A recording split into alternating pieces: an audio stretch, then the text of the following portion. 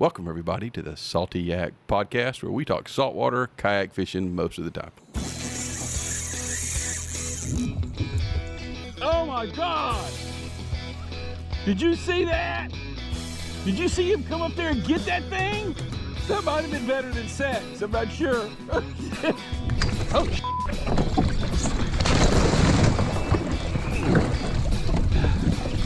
God, that was a big old flounder. No, Kevin, we can't keep it. We got to let it go. Oh, come on, Gary. Gotta be a redfish in here somewhere, right? Oh, my God. Oh, my God. You just pull up here in between us and catch one. You little pot licker. Go kayaking. It'll be fun. Is there any other warnings you wanna give him? Drink water. Drink water. Should he take Don't eat the yellow. Take 2 pair of underwear. That too. Or toilet paper. Evidently, Or just take some socks and then have some There you sacrificial go. socks. Roger came back again with no underwear. Well, the shirts that I wear now are too expensive to cut the sleeves off. Fuck that, I ain't cutting this. That's right. I ain't cutting the damn shirt off. Oh, Those are old underwear anyway. Hey, Probably had some holes in them. Well, that used to be the trick when I was younger. Before I had kids, I would go out and go fishing, and I'd just wear like a cotton T-shirt, right? Gotta go. I'd leave the house, and my wife would, tell me goodbye and everything. I got shirt sleeves on. Come back, no shirt sleeves. And she's like, "Why does that keep happening?" I got poop. You don't need to know. No, I only had to tell her one time. She don't ask no more. You just accepted it at but this now point. you go home and with no underwear. That could be problematic. yeah, that might, yeah. Well, if I'm she's going checking, to use that excuse. I might if have she's to use checking that when I come in the door, we're either fixing to get it on, or she's got some real trust issues. Hey, thank y'all for tuning into the Salty Yak Podcast. As you can hear, we are in rare form today. We are in an undisclosed location west of Freeport. We pre-fished today for a flounder tournament for tomorrow. So this is we've done this before. We kind of do a little pre-show before the tournament. So we're going to talk some flounder fishing today. But we're going to start off with some listener questions. And before we get into those, I just want to give a shout out to everybody who listens to the podcast. Because as of right now, we've been doing this since April of 2019. Over 53,000 downloads of the podcast. 53,000. Awesome, yeah. That's, Yeah, golf clap. That's, That's for all y'all listeners. But that translates to our 5-star rating. We have over 110 reviews on the Apple Podcast little app. If you're on an iPhone, Roger, you're not on an iPhone, so you can't give us a rating. I do have an iPhone. Yeah, sure. I just don't know how to operate it. Do I just need to hold a class for all of you? You could probably, yeah. Nicholas just had to. Robert hadn't signed up for the side pots in the Saltwater Survival Series flounder tournament that we're fishing tomorrow. So Nicholas had to take Robert's phone away from him and then register him because Robert couldn't figure it out. He only had 57 minutes left. He only had 57 minutes left. Hey, I got it done. I'm more of a manager, as you know, Kerry. So Delegator. We know, hey, you're CEO material. There's no doubt about it. We've talked about that. Yep. So also we have 1,960 followers on Instagram. Wow. I know, right? Almost That's 2,000. So if you're not following the Salty Yak on Instagram, you need to go follow us. Give it a follow. That's you're right up there with Ariana Grande. Or I don't know. I guess if I had boobs and in a bikini, we'd be, I think you got bigger boobs than she does. But anyhow, that's a whole other deal. I mean, they are man boobs and they're kind of hairy, but they're still boobs. Boobs are boobs, though, right? Well, I don't know. Well, Anyway. only if you're Larry the Cable Guy. The Salty Yak Pack has grown 653, and that was something Awesome. And it's just the whole reason we started the podcast was why Have fun. to have fun and Just help have people fun, help people. learn and get better at kayak fishing. Right? At all levels, doesn't matter. Don't even have to have a kayak. Yeah, you don't even have to have a kayak. No. You just got to want to be interested in kayak fishing to get it to get in our little Facebook group. But you have to answer the damn questions, right? Yes. So easy, right? And then, Even Robert could do it. Well, I don't know. I think I got you to do that for me too. But we got 800 subs now on YouTube. So 200 more, and we can actually like monetize it, right? You give 1,000, you can kind of do some stuff with it anyway. awesome. So let's jump into the listener questions. Devin had a question. Well, his question was about which PDF to PFD. I did it, didn't I? PDF. I mean, what PDF do you use? like I don't Which know. PDF should you Yeah, use? there's You're only gonna have one to use kind a of bunch PDF. of those, I think. But Yeah, we use them every day. so Yeah.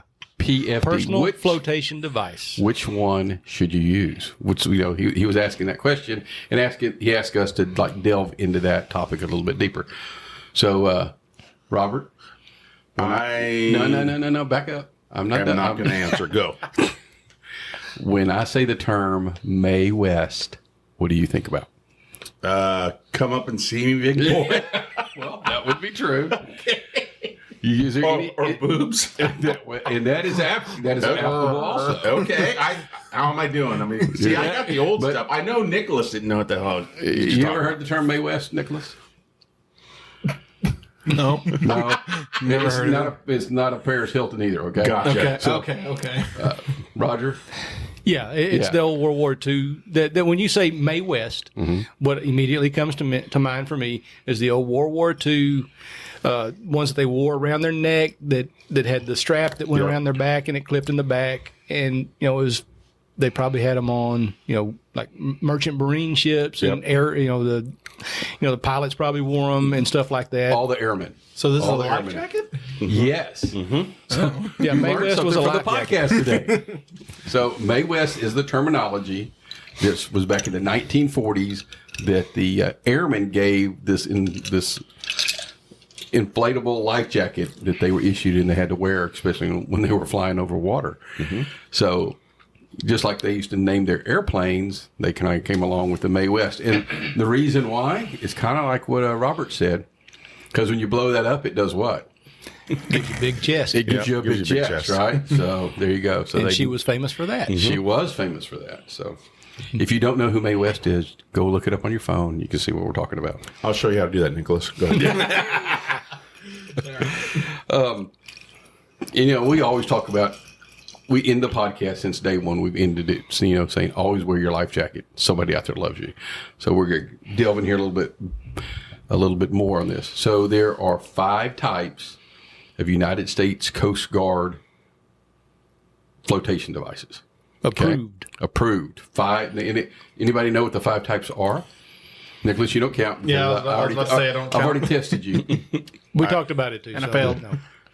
Let's put it to the guy that was not in the That wasn't here on the conversation. conversations. Well, I mean, there's. You missed the pre-show there, buddy. I guess I did. I got here a little late, but 5 types. Okay. Well, I mean, they're inflatable.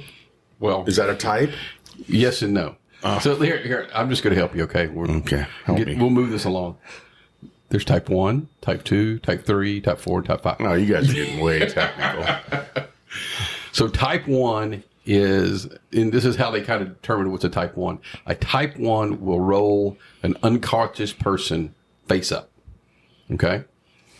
So when you think about this, if you've seen people like working around oil rigs Yeah. or working on boats and stuff, they're wearing this, it's like a full chest, it's like a vest that they wear. And it's a what they call a type 1. A type 2 will roll an unconscious person face up most of the time. All right. So, really technical there. Like it's like 51% versus 49%. what are Do we the- have a percentage on that? Because I don't know. I was a little disappointed to find out that I was not wearing a type 1. Yeah, and we're getting to that. So a type 2, the most recognizable type 2 is that orange. When we say Mae West vest, that orange vest that you could buy at Academy for $12. It goes around your neck. You tie it in the front and you wrap it around your body. And you think about that, that would make you float face up most of the time. Sure. So that's a type 2 vest. What we are all wearing is a type 3. And it's made for more for comfort and for moving around, like if you're kayaking and that kind of thing. So that's a type 3. A type 4 is a throne device, like the donut or whatever else, or the little seat cushion that you had in your boat because you had to have a throwable cushion or throwable life preserver. And 5 actually is a hybrid, which is the inflatable. And here's the neat thing that I learned.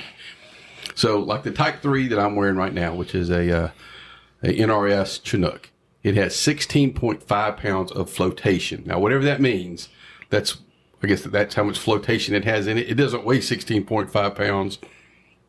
So I don't know how they came up with that. But get this. Some of the inflatables, 26 pounds of flotation. So in some of the inflatables are a Type 2. They're not even a Type 3. So then the Type 5 will say it's a Type 5, but it's rated at a Type 2, or it's rated at a Type 3. So, Roger, you can go down there and look on your inflatable one and see what it's rated at. Well, regardless of what it's rated at, I carry the majority of my flotation device with me everywhere I go. I want to say I've got about 26 pounds of flotation everywhere I go, so I'm all good. The time that I use it, Raj, remember when I was almost dying in pack? And I mean, that thing held a 300-pound man up, Well, in 4 feet of water. So the question that Devin asked too about the flotation one or about the inflatable one, is how reliable are they? Robert? Very reliable. They will, I mean, I guess the way a good analogy would be like if you've ever been in a car accident and the airbag goes off, it's the same. I mean, it's the same surprise. I mean, obviously it's not hitting you, but it's going to boom. It goes. Once you get underwater like that, it goes automatic. And we've seen them do it unintentionally before too, as well, right here. Yeah.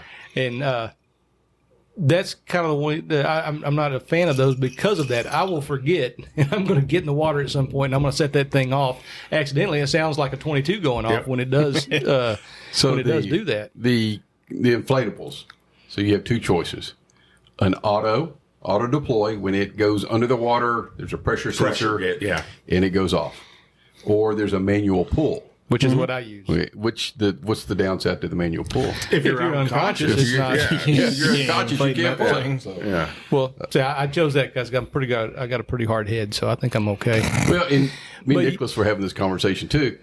In a paddle craft, the chances of you going unconscious are probably, unless you get ran over by a boat. Yeah, that's the exception. Yeah. So those are more for, you think about a power boat. And we have personal experience where somebody got in a boat accident, fell out of the boat unconscious, and drowned. So, but that can happen in a power boat. I don't see it happening a whole lot in What if you're in a kayak and you have a heart attack or something? You know what I mean? Yeah, just something. Just some freak accident. Yeah, and you know what? You're not pulling no cord. Yeah. So that's true. But now, to get back to the listener, what they were asking, are they talking about that part of the flotation scenario, or are they talking about what's comfortable and why do you wear it, as far as, and how is it useful in a kayak? He had a medical issue, and he was questioning the reliability of the inflatable. Yeah. So let's just put it this way, from experience, it worked really well. Well, also with respect to that, there's a gauge inside those that you can check. Yep. And it's a green red, just like a what do you call it? A fire extinguisher. Yep. For that CO2 cartridge. If it's green, you're good. If it's red, then as long as you keep the maintenance up on it, make sure anything that's it's like a 4-year life. Inspect it regularly. Make sure there's not corrosion or something building up on the moving parts, and replace when you're supposed to replace it. And the replacement cost is about $60-$70. I've been around two people. It depends. It depends. Yeah. I've been around 2 people that have gone in the water with those automatic inflatables off, and it went off properly every time. Exactly. So the cost of replacing the CO2 cartridge. So if you look on Amazon, and some of them are about $25. There's somebody sitting at this table. I'm high end though. That had to replace his, and it was what, $50, $60? I want to say it was like $60. So it was half the cost of what a vest actually cost. So then we'll talk about that. So an inflatable vest, an automatic vest, we're looking at 100 to 120, maybe 150, depending on which level you get. I saw a really nice Type 2 that was like $170. So, but now let's talk about like the NRS vest that I have and that Nicholas wears. What are you wearing now, Robert? A Mustang, I think, is what it is. But it's not the inflatable one. Yes. Oh, it is inflatable. Mm-hmm. So we have 2 inflatable, 2 non-inflatable. So I wear it because I like the pockets in it. Right. Mine has no pockets. Yeah. Love my pockets. You love your pockets? You like yours wild? I like it because it takes up very little space, doesn't make me sweat, and I don't need pockets because I don't have all that shit to worry about. Yeah. Also, you're the minimalist of the group. Yeah. We figured that out. I like Mine's simple though too. Yeah. My vest also, like I've got my pliers attached to my vest, so they're just always quick access. I know Roger probably keeps them who knows where, but not in his underwear. Not his underwear, because you might lose those. Well, I used to, but now they're in my prison pocket. So let's just a quick for those of y'all who are not aware. If you're here in Texas, and you're in a paddle craft, you have to have one of these U.S. Coast Guard approved life jackets. Excuse me. Within what was the terminology we talked about? Readily available accessible, or readily accessible. So yes. you don't have to wear. You don't actually have to have it on, but it has to be readily accessible. But the beauty of it is, again, because it's not so intrusive. Yeah, talking to the mic. It's not so intrusive. Yeah. That you don't even. I don't even realize I have it on. Yeah, You know. And that's why I've chosen the kind that I have. The manually inflatable one. It's just 2 thin strips on either side, and it really is comfortable. It doesn't hinder me in movements or anything like that. And I still feel confident that if I take a dump into the water, Wow. Dedication. That was not a double entendre on purpose. But if I get dumped into the water, I still feel like if I need to, I can pull the activator and get up. What did you say? Double entendre. What is that? 2 meanings at the same time. Okay. You learned 2 things today. Wow. Look at there. Mr. Calcutta. Oh, and by the way, this old fashioned that you made, Mr. Roger, outstanding. is outstanding. Yeah. Thank you very much. Winner. The next one will even be better. When you hear the little tinkle, that's the old fashioned in the glass. Nicholas is over here drinking water because he's not down for an old fashioned. One of these days, maybe. But if you have somebody in your kayak or you're kayaking with somebody that is under the age of 13, they have to have a life jacket on. Yeah. Okay. Otherwise, game warden sees you and you get in trouble. So, as we always say, the law says you have to have it close to you. Wear the dang thing because you never know when trouble is going to find you. Yeah. Right. Find what makes you happy. Find what's comfortable for you and wear it.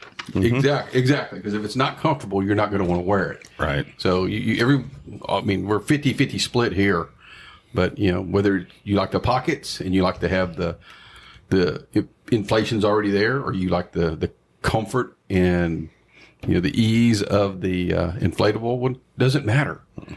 Pick which one works for you and wear the dang thing when you're on the water. End of story. Right? Mm-hmm. So Sesto had the second question, and he wanted to know about paddle tails.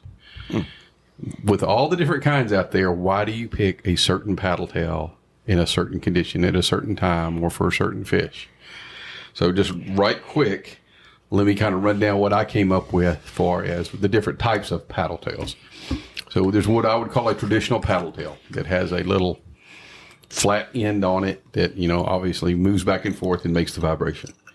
There is a ball tail that you can find on, Slayer, not Slayers. K-Wiggler. K-Wiggler, then down south do some ball tails. Mm-hmm. Yeah. So you have some ball tails.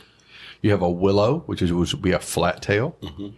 You have a curly tail, just like, you're fishing a little curly tail grub. Some of the paddle tails have a curly tail on them. And then you also have what I would call just a straight tail. A little forked tail. Or, I guess some of them have a little fork. I guess there would be a forked tail one, and there would be a straight tail one. Yeah. Straight tail one. Rat tail. Yeah. if you're calling a rat tail, that would be a straight one? Yeah, like the Bass Assassin style that just comes to a little needle point. Yeah. Mm-hmm. So those are the ones. So let's kind of go down and talk about why would you pick a traditional paddle tail? For me, there's two reasons that I like the paddle tail. Our water here is murky. Paddle tails put off more vibration. They move water. Lateral lines from a fish pick that up more readily than some of the other style, like a curly tail grub. That's great, but it doesn't put out the vibrations. It's got that deeper vibration. Fish down here, they feed at least, probably 50% on sound, just because the site's so or vibration, sound vibration. And to me, those are one and the same. Okay. So the vibration gets to the lateral line better. So the bigger the paddle tail, the more water it moves, the easier it is for them to locate. Number one, and number two, it also helps you keep your bait higher in the water column and above oyster and whatever other obstructions are beneath it. So you can slow down your retrieve if you want to, and you can keep the bait higher in the water so that it doesn't get stung or doesn't get stuck in the oyster. Whereas the slimmer tails and things, they're gonna sink more rapidly and they're gonna get in the oyster or whatever. So it depends on the depth of the water and things like that. Robert? I think the other thing, too, to kind of key on, or that I've noticed over the years, too, is that, not all paddle tails are created equally. Mm-hmm. And what I mean by that is, and that I think that's why the majority of what we use is slayers, just because they're durable.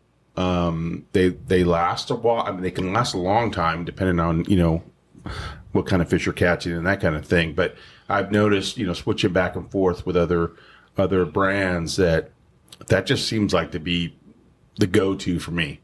It's very durable. I mean, I use Saltwater Assassins and others as well, but those are durable and they work great. So, yeah, we started off fishing, or I did, fishing hoagies. And those are super durable, but they don't give off, and you can tell the difference when you're throwing them, is they don't give off as much vibration as the Slayer does. But, so... dark water, that's why I want the vibration. Yep. Mm-hmm. Yep. Nicholas, what do you got thoughts on this? So for me, traditionally I only fish a straight paddle tail, but I could see how somebody, like, say, a different time of year, you're go to a fluke style bait or what you were talking about, a rat tail. Rat tail, yeah. Go to a different time of year, fish them, like, say, the winter, fish are more sluggish, or maybe wanting a slower presentation, and you can slow down your retrieve, make it a much more finesse style and much more, I guess, easier presentation. Yeah. We're going to kind of run down the list. So those are our reasons that we fish a traditional paddle tail. Why would you fish a ball tail? I've not fished the ball tail myself. I haven't. I know of them. I've seen them. I know Paul Brown puts them on the back of one of the Corkies and a few others. I have either gone regular paddle tail, shrimp tail, or the rat tail, which, I've had some success with the rat tail style over the reef because it does more like a walk the dog under the water type retrieve. It's going to be a left, right, left, right, left, right, as opposed to what we're doing with our jig head paddle tails, like we're fishing with right now, where it's an up, down, and you're, they're putting off that. They're for a slightly different circumstance, over the top of grass and things like that. They're very popular. Well, that's on top water too, really. I mean, you know what I mean? Like exactly, the Paul Brown Corky, I've got them, but they do the same thing. They just do them underwater. Yeah. Mm-hmm. Yeah. For me, the ball tail, if I'm going to throw a ball tail, I'm probably going to be throwing it in deeper water. Yeah. Where I want it to go down faster and maybe clearer water too, where I don't necessarily need a bunch of vibration.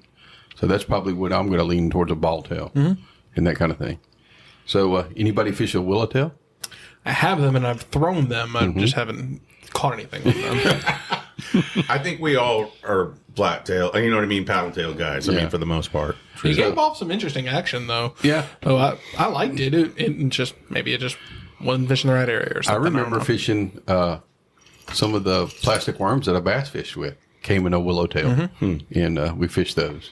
And you just figure about that willowtail it's flat sided, so when it moves, it just pushes just a little bit more water than a ball tail would. So I know K Wiggler's got some good ones out there, but again, I don't fish that clearer water. I want something that's got some thump to it. This is generally my thing. Curly tail.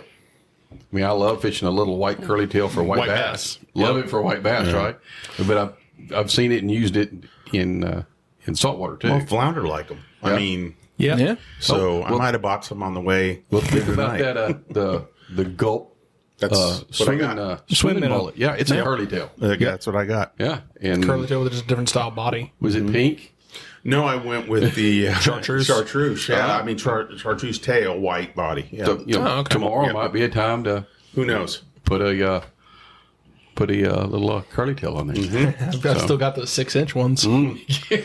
Well, the dang Jack Pop. Crevel loved them, so I don't know. Straight tail, and you kind of hit on it, Roger, but hit it again right quick.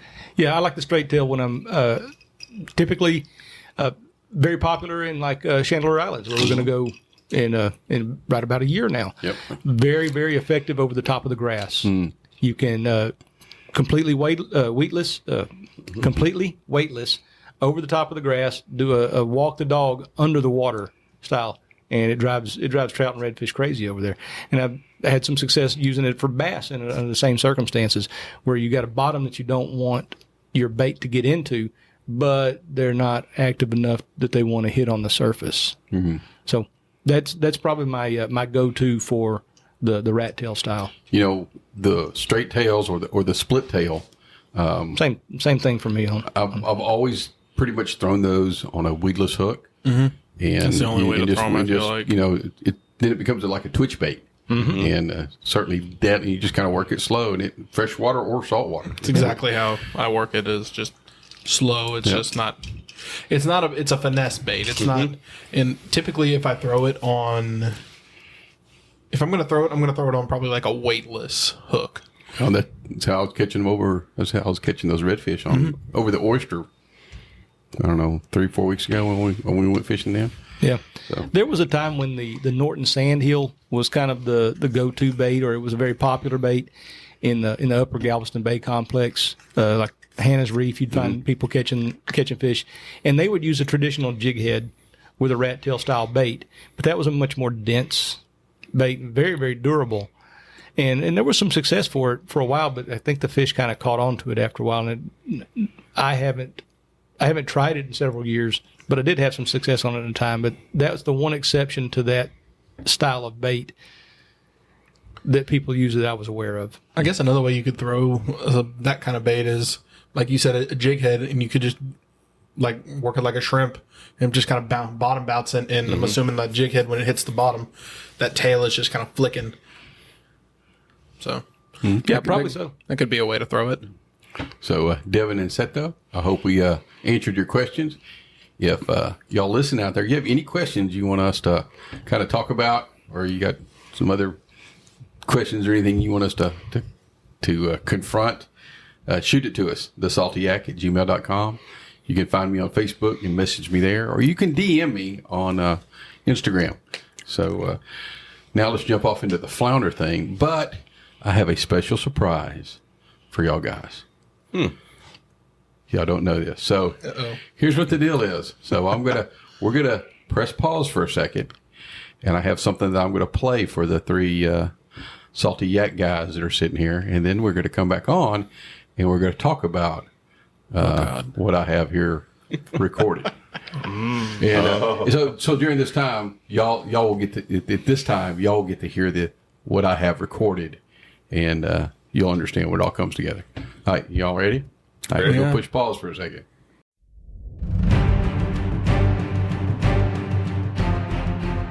Hey, Jeremy. Thanks for coming on the Salty Yak Podcast.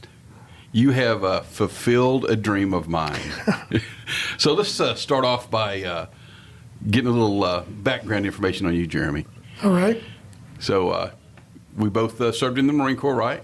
Hoorah, Semper Fi, yep. Where were you stationed at? I was stationed in Camp Pendleton, so out in California. So you didn't get to come to Hawaii too much? No, the group before me got stationed in Hawaii, and we got stationed at Pendleton. Yeah. So what was your MOS? 0331, machine gunner. There you go. So let's talk a little bit about why you're here on the podcast today, because there's probably not a lot of people that know you. So how long have you been fishing? How long have you been into kayak fishing?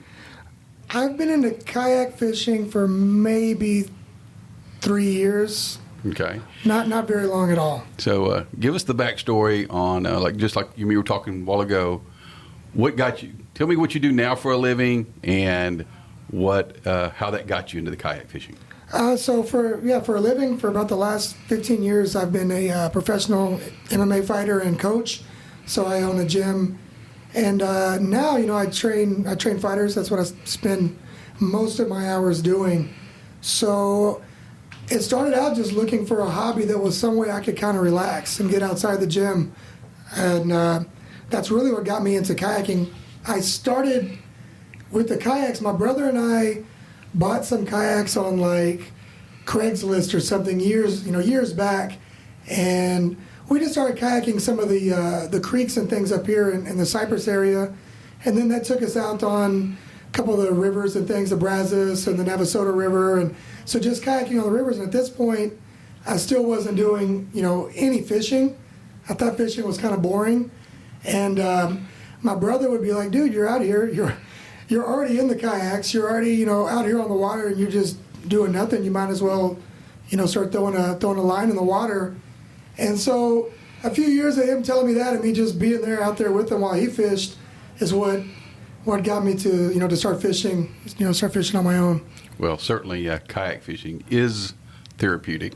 Absolutely. There's nothing like just being out there and it being quiet, and you just either you're paddling or pedaling along, and just having a good time doing that.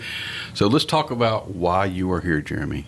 So like I said, you fulfilled a dream of mine, because I've been saying this on the podcast for the last 3 years, is I wanted a kayak fisherman to catch a CCA tagged redfish, and you did it. Yeah. So before we jump off all into the fishing story here, so you say you've been kayak fishing 3 years. Yes. So how many years have you entered the CCA? This was actually the first year I've entered it. I knew that was going to be your answer. I knew that was going to be your answer. And I entered it like 2 days before, because that was when I found out I was going to be able to come out fishing. And again, my brother and my sister-in-law, they enter the tournament every year, and like, you got to enter it. If you're going to be out there fishing, you got to enter it. So I entered the tournament, and a couple days later out there in Galveston, caught it. Tell us a story. You got to tell us a story. So I kind of got up in the morning, and I was out in Galveston with my family. My aunt has a beach house there in Sea Isle on the West End, and there's this. It's just a nice place up there. It's real quiet, especially on weekdays. There's not a lot of tourists or anything out there, and not a lot of people vacationing. So while my wife and kids were still sleeping, I get up in the mornings to go fish for a couple hours, and really not necessarily expecting a whole lot. I remember the morning was kind of windy. It just wasn't maybe the best conditions. It wasn't horrible, but because of that, there wasn't a lot of other people out there. Generally out there, you see some guys wade fishing, and I guess it's more of a wade fishing area. Mm-hmm. But I like to take the kayak right off the side of the pier. There's like a little inlet, and it kind of gets back into the reeds and stuff. Don't give your spot away, okay? Yeah, definitely. No, so since this has happened, dude, my brother's been out there fishing a few times, and he's like, "You're not going to believe all the people fishing in his area. Where you caught this fish at." And I'm sure it's because I told the guys at the bait shop where I was. So it's pretty funny, because there was never really a spot where people fish. They would always go out further, and I would just get back to where you really couldn't go in anything other than a kayak. Yeah. And by that I mean that you don't even want to walk back there, because the water is only about 18 inches deep maybe, and so it's more murky and mucky than anything. So if you're walking in it, you're sinking, and so the kayak really is the only way. I'll go out there sometimes on my paddleboard just to kind of go and be out there in the water. But So yeah, man, I'm back there, and I just finished my coffee. I brought a coffee out there with me, and I had setting up my phone so I could have a little Bluetooth reggae music playing, and man, to be totally honest, I was lighting up a joint, and just looking to relax. Yeah. And put my pole in the water, and it wasn't out there for I wasn't fishing for 10 minutes, and I hooked this fish, and more often than not, back where I was fishing at, you catch a lot of stingrays. It's just a lot of rays are back there, but they're kind of fun to catch. So yeah, man, I was just I reeled it in, and I was like, man, that's a pretty that's a pretty nice redfish, and then I'll be damned, it's got a tag. It's got a tag on it. It's got what color was the tag? It was a blue tag. Blue tag hanging out of it. And so I was kind of like freaked out. Like, man, I don't know, exactly what to do right this second with it. I didn't want the fish to get off the line or get away. So I went ahead and put it on the stringer just so I knew it wouldn't squirt out because I'm in a kayak. Yeah. And yeah, the first thing I did then was I called my brother. I was like, man, you're not going to believe this. And he's like, holy shit. And yeah, so that was I hadn't been out on the water very long at all, and that was that was the first fish that I caught that day, and I stayed out there a little bit more, and I don't think I caught anything else. I was like, man, I can't take this anymore. So I went, and that was when I went back to the house and told my wife, and at that point called and told the tournament that I had caught this fish. So then they have you go down immediately to like a weigh-in center, and you have to fill out all this paperwork, and all this stuff has to get handled. But yeah, that was kind of the way it happened, and just about everyone that I talked to who's like a very serious fisherman, has been doing it for a long time, they're kind of pissed off about it, because this is something like you said, they've dreamed of doing it, and man, I just kind of fell on it. I'm not, I'm definitely not the best fisherman. It's only been a couple of years I've been doing it, so that's actually been the best part about it, is just seeing how pissed off, between my brother and his father-in-law and just some other friends of ours that are like pretty avid fishermen that really put work into this.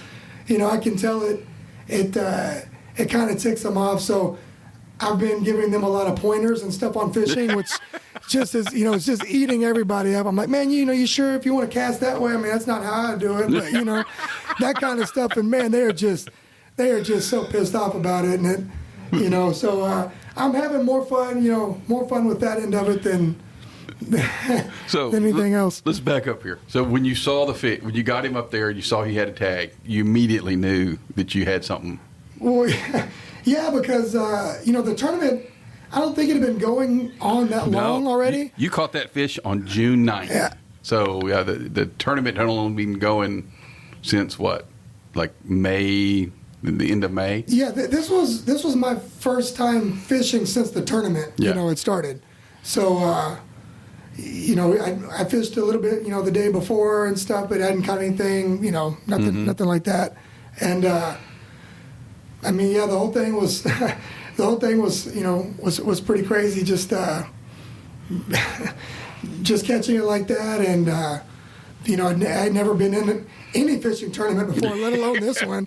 This is my first of any tournament. And since this time, I've had 3 different people who've reached out to me on social media about being like on a team with them for like some tournament.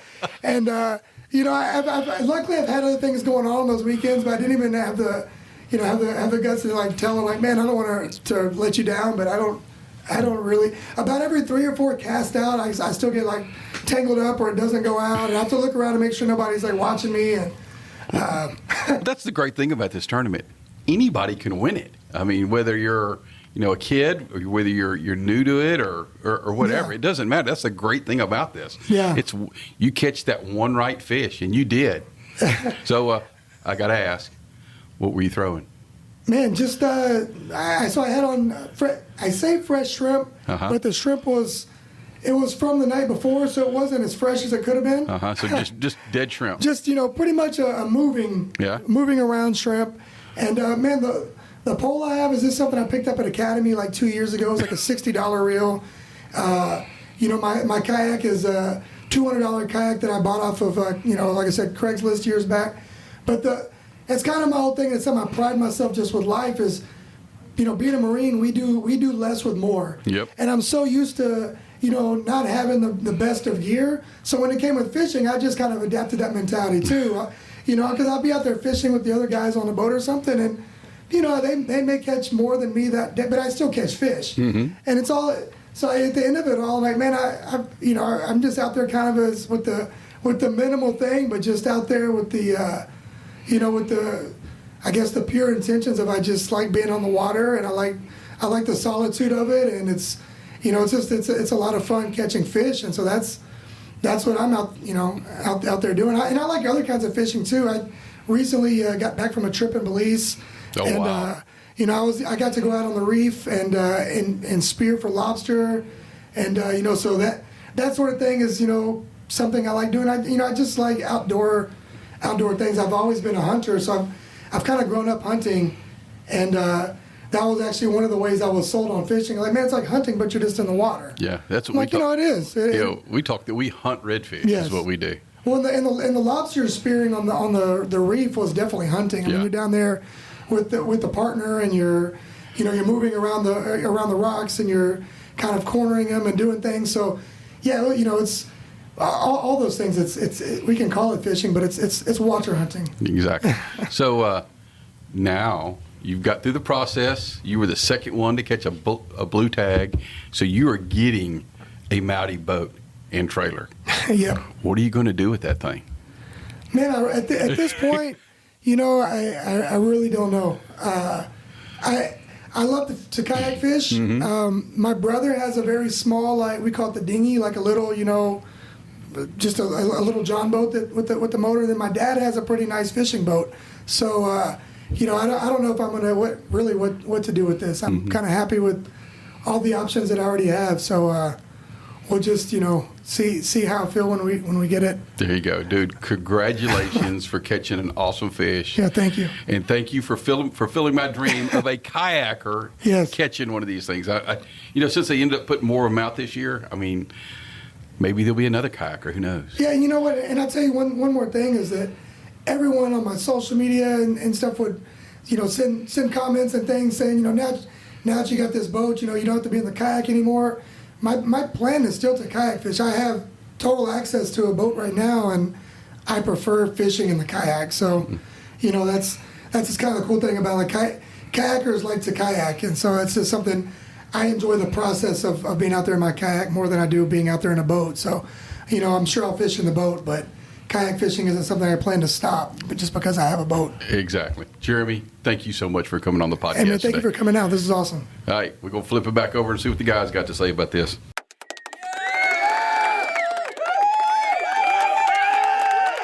So, y'all, now everybody has heard the interview with Jeremy.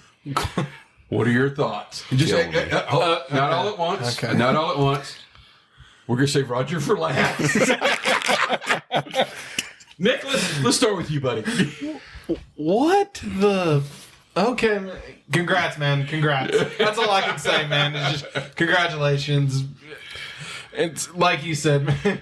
Like you were saying, Jeremy, like, it just kind of fell on it. And everybody else is out there putting... who knows how the ungodly hours some people put in to go try to catch one of these fish.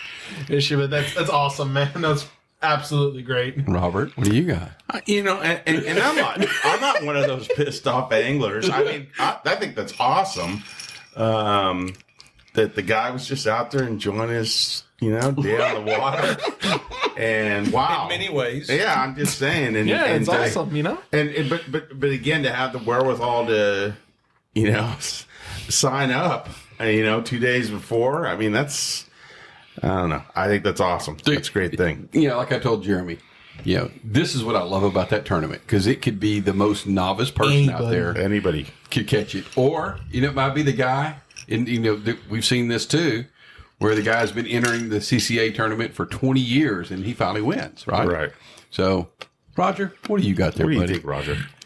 That is exactly why I don't enter the tournament on a regular basis. You can't say that. Because I'm going to go out there and I'm going to be serious about it. I'm going to come up with a game plan. I'm going to buy extra baits. I'm going to do this, that, and the other.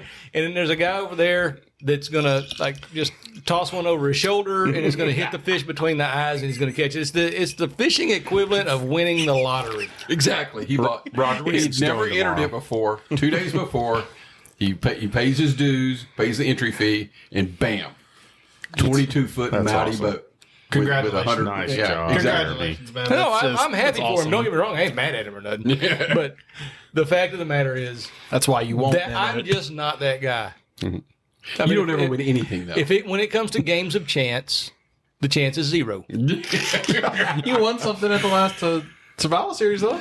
Yeah, how many times in a row was that I got blanked? So, Jeremy, thank you for coming on the podcast, buddy. Yeah, congratulations, Congratulations, Jimmy. Thank you. And awesome freaking win. Awesome story. I love every part of that story. Amazing Every story. part of that story. That was Say what? that was pretty awesome. It was a great story. And, like I said, he fulfilled my dream. I wanted somebody A kayak in a fisher. kayaker to catch a tag redfish. And he did it. And he reached back out. I thought he was ghost. I thought he didn't want any part of it. But he turns out, like life, he was busy. And then he reached back out to me. And we went over and recorded that last week. And I didn't tell anybody because I wanted the expression on That's y'all's awesome. face. Oh, you got us. Yeah. He got us good, man. That was a good one. So let's move on from that. Maybe we might catch a tagged redfish tomorrow. Maybe. We may not. But what we would like to do is do well in the flounder tournament. Mm-hmm. Yes. So let's talk about flounder. So I guess everybody knows now. I guess we might as well go. So Nicholas, what is the state record flounder for Texas? 28 inches and 13 pounds. Wow. Do you remember when it was caught? 1976. February 18th, 1976 in Sabine Lake. 13 pounds. Remember with the world record flounder?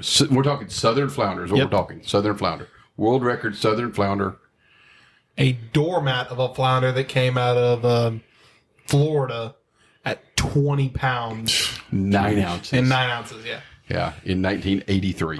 Disgusting. That thing has to be like at least big around. it's got to be the mouth has to be the size of a softball. Yeah, It's got to be like 2 foot wide. It's a small halibut. It might as It's a well small be. halibut. I was I've thinking caught about this. halibut smaller than that. Like, I've caught a halibut smaller than that. So 28 inches, 13 pounds. How big does that flounder have to be lengthwise to be 20 pounds? Oh, Roger. 32 inches? He's got to be like Jeez. 30, pushing kidding 30, me? Like like you said, like 35. Yeah. Well, you think about the difference between a 21 incher, which is going to weigh in somewhere between around 4.5 pounds for a 21 incher, which we've weighed a 21 incher before, and it's in the mid 4 range. Jeez. And then for that, you go from 24 to 28 and jump 7-8 pounds. Yeah, but they get thicker. They get thicker as they get. They do. But I mean per inch, that's a lot of extra weight per inch. That surprised me when we looked at that. I would have thought it would have been in the 34 to 36 inch range to be 13 Can you pounds. imagine catching a flounder that's bigger than some of the bull reds we've caught? Yes. well, it won't Yes, fit I in your can. net. It won't fit in your. All right, let's And talk then about, you eat it. Let's talk about the life cycle of flounder. And so, if you don't know, just hit this right quick. So, there's a thing called the flounder run that occurs November-ish. Yeah. And what that is, all the flounder, they live most of their life in the bays and in the marshes and in the bayous and in the rivers here along the Gulf of Mexico. And come, by the way, Roger, the second old fashioned was way better than the first one. Just saying. It's almost like he said it. Exactly, So every fall they migrate offshore and they do their spawning offshore. So like when we had the big huge freeze here last year, all the breeding size flounder were offshore. Gone. So they did not get affected by the freeze at all. So they leave in November-ish, come back in the springtime, and all the little fry come back in with them, and they grow up in the marshes and in the bays and all that, right? So that's basically the lifestyle of it. So how long does it take if a flounder's, Robert, because you were not here for pre-show warm-up. Why are you guys picking on me? Type 1, Type 2, Type 3. How long, at 1 year old, how big do you think a flounder is? 1 year old, a flounder is 6 inches. Wrong. Okay, I took a shot. So, Sorry. So sorry. on average, Yes. a 1 year old flounder is about 12 inches long. They grow very fast in the first year. Females grow faster than the males and grow bigger than the males. So, something to keep in mind. So, let's talk just right quick about Texas flounder sizes and limits, because I think this is really important. It is. Sure. So, what's the minimum size on a flounder in Texas? 15 inches. 15 inches. So, Kevin was telling a story today about a guy showing off a flounder at the boat ramp that was 14 inches. Ooh. And then the guy's like, oh, yeah, he was barely legal. And Kevin looks at him and says, no, sir. No. They changed that like 2 years ago. It's 15 inches. So 15 inches, and we can keep 5. Okay. Until? Well, until November. This year. Yeah. What is it? November what there, Robert? I'm going to say 16th, 15th. Wrong. November. So this is what it is. November 1st through December 14th. Oh. Flounder season is closed. Oh. You cannot keep any flounder. Okay. This is the first year they did this. I got set up on that, but go ahead. Yeah. Usually, what do they usually do, though, during the flounder run? Usually, you can only keep 2, Carrie. Thank you very much, Robert. It's usually they knock down the limit to 2. Yeah. But this year, for the first time, they're going to close flounder season from November 1st to December 14th. Why is that, Carrie? I guess because the biologists decided that there was less flounder and we needed to have more going out to spawn. Okay. They call it new recruitment. There was some talk about that the Gulf had not been cold enough in the winter, and that they weren't getting a very good recruitment from the spawn. Okay. I couldn't attest to that by the flounder fishing that we've done over the last couple of years, because it seems like I've caught more and more of them every year. I bet it got cold enough last year. Yeah, I did too. Well, there we go. So, but it's going to be closed from the 1st of November to the 14th of December. I'm interested to see the results of this, like just over a few year period. Yeah, it'll be interesting to see. I mean, we obviously do pretty well with flounder here, and I think obviously the further you go down the coast, there's less flounder. But, Yeah, like in Port O'Connor, I only caught 1. Yeah, there's it was like 19 there's some inches. at Port O'Connor. I mean, I think there's a pretty good amount in Port O'Connor, because I've seen the gigging boats going out at Port O'Connor. So I think there's plenty. But the further you go south of Corpus Christi, there's just less flounder and less But flounder. I think you're right, though. I mean, in the last couple of years, we've caught flounder year round. You know what I mean? Yeah. Like, Oh, yeah. it's not rare. It used to be. It seemed like it was rare that you would catch one early in the season like that. It took me like a whole year to catch my You know what first I mean? flounder. So Roger has a really good commentary on this. Talk to us about targeting flounder. Yeah, I mean, flounder are weird. Let's start out with that. Let's just get that out of the way right now. Flounder are weird. That's a and professional term there. Go ahead. I'm not talking about physically. Yes, we all see the physical part of it and everything. But of what I call the glamour species is what I refer to, the big 3 for the Texas Slam and all that. Trout, redfish, flounder. Flounder are just odd. They're completely and utterly different than everything that all the other ones are. And they're the least targeted. I mean, most people don't target flounder except for that one time a year. That traditional exit from the bays into the Gulf of Mexico, known as the flounder run. When I was a kid, Seawolf Park was the spot. And everybody wanted to go there. Yep. And then there was also Rollover Pass and stuff like that. And that was the only time that I would ever really target them. Every other flounder that I caught was incidental to trying to catch speckled trout and redfish, or whatever I actually may have been going for at that time. But I didn't specifically target those fish except for that time of year, despite them being the best table fare of any of the fish out there. But, I mean, they're completely different in every respect to fishing tactics, gear, how they're going to react. You can fish in one area and one of them's going to grab the tail and just ride it to the boat until you get right to the end, and you're going to look at him and he's going to open his mouth and just sink to the bottom. And another one might jump on it and swallow the whole damn thing. Right. In one, I mean, they're just weird. But are the tactics really that much different? Because today we got a flounder tournament tomorrow, so we got a pre-fish today.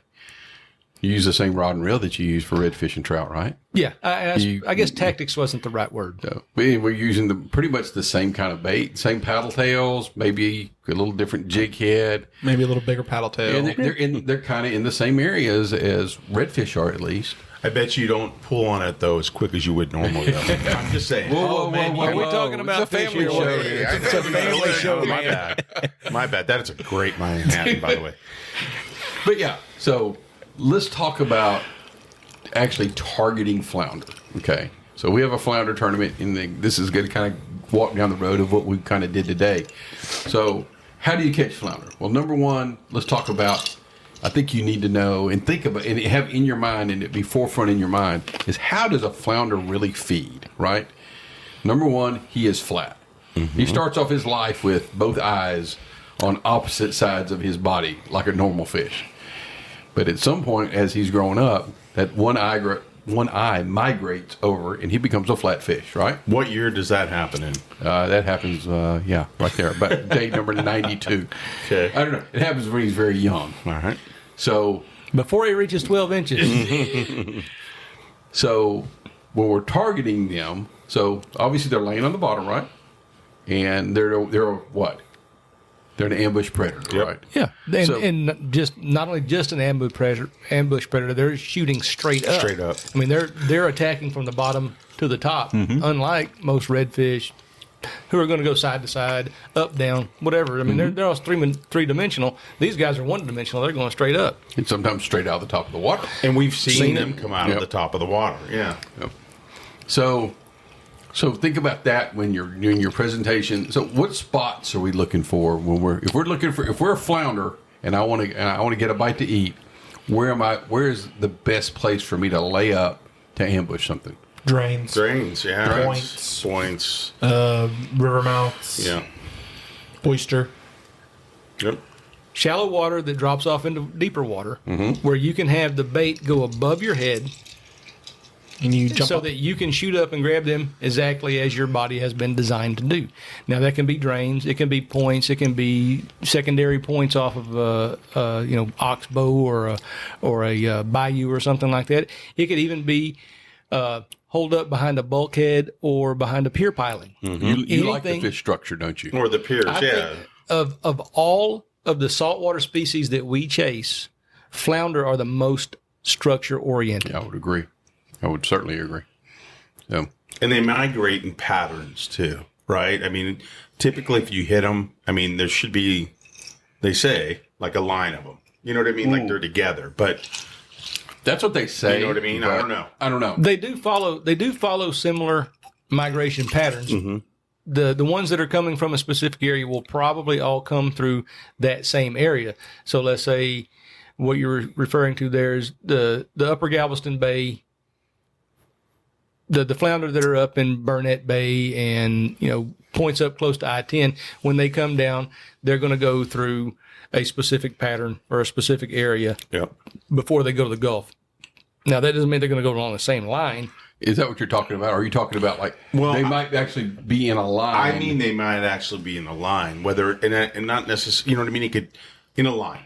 That's what I'm talking about. That's what if they're like, when they're set up on a spot, they might actually, if you catch one flounder, you might have a pretty good chance of catching another flounder in that same spot. Right. Yeah, that's what I thought you were talking about. So let's, if those are the spots that we're looking at, drains are great, especially when it's a little bit of an outgoing flow at that drain, because that flounder is laying there, and you got to work that drain from one side of the drain to the other side of the drain at all different angles. Wind-blown points, wind-blown shoreline, up against the grass, around oyster, are all places that I look for. You look for some other places you talked about, like secondary drop-offs. And, like at a bend of a river where you'll get sediment that that comes and it piles up in one spot. So you got like a big mud flat on this area, and there's maybe there's 12 inches of water on top of that mud flat, and then it drops off into deeper water. That's an ideal spot for them because if the bait's up on the mud flat, they can get up there and then do what they do. You know, you've seen them shoot their bodies out of the water trying to hit mullet or shrimp as they come over their head. And then as the water conditions begin to change, whether the tide goes in or out, they can drop off the edge, and they got the same thing because they got that water pushing them. That bait that was once scattered on that mud flat is now being pushed by a current in a specific area. So I always like to try to fish those areas too. So we talked about the areas. Let's talk about what are you going to catch them on? Live bait or artificial bait? You could go either way. I mean, Well, Obviously, we're fishing the tournament tomorrow, so we're fishing artificial. we bait. can't go Jeremy's route tomorrow. We got artificial, but yeah. So I think probably Roger is the man here in the room that's probably got the most experience catching flounder on live bait, right? Oh, yeah. So tell me, how would you, if you're going for flounder tomorrow, live bait, what kind of live bait and how would you rig it? If I'm looking for a stud, if I'm looking for one big one, I'm probably going to fish piggy perch. Finger mullet? Finger mullet's okay. They always say that their favorite bait is the mud minnow, and it probably is. But the biggest one that I've ever caught has come off of a piggy perch, and I have fished with all the other stuff before too. And I've caught them at rollover pass and in a variety of other places. But if I wanted one big, just absolute stud, and I've caught an absolute stud on just accidentally on about a 5-inch long piggy perch. And how did you have him rigged? Basically Carolina style, or like he would fish for like a freshwater fisherman would fish for a catfish with a slip sinker, swivel, and then a croaker hook below it. Toss it out and off its bayou while I was fishing long reef, and didn't even know I had a bite. Just picked it up, set the hook because I wanted to pull the hook out of the bait because I didn't want to have to touch it, and it's still to this day the biggest flounder I've ever seen. How big? I don't know exactly, but my ruler went to 30 inches and he was longer than that. Really? Yes. You might have had a state record. It probably was, but I ate it. Nice. did it taste good though? Nice. I stuffed him and he fed 5 people. Wow. Wow. So, ever fished with a popping cork? Occasionally. Live shrimp under a popping cork? Yeah, occasionally. As a matter of fact, when we were down here I think it was a little over a year ago when we had that group meeting down here, I went on the other side from our regular launch because the water was high. Yeah. And I caught 2 that day using gulp under a popping cork. Oh, gulp under a popping cork. Yeah. The curly curly tail gulp under a popping cork. Got both of them on that one. There you go. And they were pretty good sized ones, 18 inches. There you go. So, if we're fishing lures, guys, what are we looking for, or what are we going to be throwing for flounder tomorrow? Paddle tail. Tails. Paddle tail. You gotta always start off with the magic bait. Gotta and start with the go magic from there, bait. But Let me ask y'all a question, because I heard some talk about this Shoot. before. You ever thought of throwing a tandem rig for a flounder? Yes, but not if I'm looking for a big one. I don't know. That's my thought. I don't got a reason behind it, but I just feel like You feel like big bait, big fish? exactly, and I don't. Which is exactly what I was failing at today. We didn't even cover that part of it. Well, yeah. Well, talk about it. You decided to go big bait, big fish. That was my plan. I decided, you know what? Every time I've seen somebody catch a really big flounder, they got a big bait hanging out of their mouth. So I went and spent about $50 on these really long baits. Everything 5.5 up to about 6.5 inches long, and it worked. Except for the size part. Because I caught flounder. I caught a bunch of flounder, but every one of them 16 inches long, and they're eating these 6-inch baits. I thought, that's too big for you. Nope. They say they like them that size. Evidently, they like those. So, artificial baits for flounder. We're going paddle tail tomorrow. Yep. Have you had any other good luck on any type of other artificial bait for flounder? Other than gulp. well, I got like I said, I stopped for some gulp just because And then I may soak those in paddle soak some paddle tail there, and then go from there. I have some paddle. Yeah. I have some Slayer paddle tails that have been soaking in gold. Yeah. Me too. I might Yeah. use those. Good deal. It's not a bad thing. I mean, at the very least, it's going to get rid of your scent. Yeah. Yeah. They might hang on to it for just a little bit longer. Who knows? I had never caught a flounder on anything other than a traditional paddle tail. Yeah, but that's all you throw. That's a lie. I throw top water. When you send me a picture of a fish and I ask you what you caught him on, your answer is, "What do you think?" Magic bait. Magic bait. But unless I state otherwise, Yeah, this because is usually true. I don't. Because sometimes I'll throw bugs. Sometimes I'll throw a top water. Yeah, we do have video of you catching a fish on a bugs. Yes, Yeah, we do. and top water. Yeah. The last time I limited out on flounder was on Bloody Marys. Ah, there you go. Just there you go. throwing that out there. Last time, our buddy Curtis that was fishing with us over here, the bass fisherman. The first time I take him saltwater fishing, he limits out on. You all right? Okay. Oh, small bladder. Small bladder. He limits out on flounder his very first time coming saltwater fishing. Nice. You used to drag a Carolina rig, I guess. Yeah. First. And that's something we don't have. We don't have that patience. Yeah. I ain't got it. So Now, I'll catch them on a flounder pounder from time to time. I have used a Carolina rig style with a, and this goes back to the late 80s, early 90s. We used to use the, what do you call them, tube worms, the big bass tube worms, and we would Carolina rig them with just, 1/8 ounce and just drag them real slow, like over off Sylvan Beach in that area, and it worked. yeah. It worked. Interesting. So somebody posted a picture of some food, I think it was some redfish they had cooked on the Salty Yak pack, and it had got quite a few comments and more. Everybody started posting pictures of their Recipes and stuff. So this is be our 2-part podcast. So when we come back on here in just a few minutes in your real time, it's going to be like 24 hours our time. We'll give you our results from our flounder tournament. But what I'm going to leave you with right now is Roger is going to. He's not going to divulge all his secrets to his flounder recipe, but he's going to put you on the right track to do the best stuffed flounder that you have ever done. So he is our resident chef. So Roger, take it away. You got it. Stuffed flounder is actually extremely easy to make.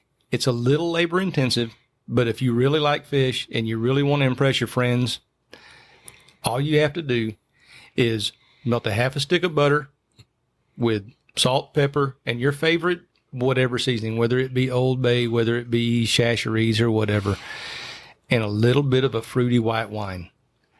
You get that little marinade down, and I'm assuming everybody at this point knows how to clean a flounder. You're gonna want both sides of the flounder. You're gonna do the fillet, split down the spine, scoop out the meat, and So you're gonna pocket take it out there. You're gonna do that. I mean, if you don't have that, that's a whole other story right there. We got to go there. Let's Go just back there. up here. Yeah. So, but one, he's not pocketing it. He's actually filleting it and filleting the skin off of it. No, I don't keep the skin on it. I completely and utterly take this fillet guy it. boneless. That's what he's talking about. And I'm going to do it top and bottom. I'm going to split him down the middle, down the lateral line on the top, and I'm going to take the meat out. And I'm going to get it off that's going to be the top portions of my stuffed flounder, and then I'm going to flip him over to the thin side, and I'm going to split that down there, and I'm going to do the exact same thing. Go down the rib cage and the bones, just like you would on a redfish or a speckled trout, but they're laid out different. So you're going right to left rather than down the spine. You're going away from the spine. So once you get those two, you take the thin ones, the thin fillets that you get off the bottom. You're going to get one of your Corningware, your glass dishes, nicely oiled. Put those guys and take care of that so that it doesn't stick. And I lightly dust all 4 of my fillets, and I'll get a nice hot skillet with some olive oil or butter or whatever your preferred medium is for that. I like olive oil with a little bit of butter in it. Lightly dust it and basically saute it for about 30 seconds. You don't want to cook the fish all the way through. And on the bottom fillets, it's about 15 seconds. So once you've done that, you put them down there, it's going to get that little bit of a crust on them. If you use just the good old-fashioned stovetop stuffing, and you can mix it with a can of whatever your preferred, like if you want to go to H-E-B and buy the expensive thing of it's about a $20 thing Crab of jumbo lump crab, and then get you some actual, fresh shrimp, that's fine. Or you can buy the canned stuff and just make it according to the instructions on the box. It makes a great seafood stuffing. Take that, the smaller ones from the bottom of the fish, put it in the greased pan, ice cream scooper with 2 dollops of that seafood stuffing that you just made, and then the 2 top pieces, the thicker parts of the flounder, go on the right and left side of those 2, leaving a small opening at the top so that you can put a little bit of the marinade or the baste on top of that. 350 on the oven, turn it on, and then about every 10 minutes, baste it with that sauce that we just made with the white wine, butter, and your favorite seasoning and salt and pepper. And in about 30 minutes, you'll have just about the best stuffed flounder that you've ever had. Yeah, the thing I love about it is it's already skinned, right? So you're not. I've done the pocket thing that you're talking about there. No bones to deal with. So there's no bones to deal with. There's no, and if you've got family, wife, or whatever, they don't like the skin.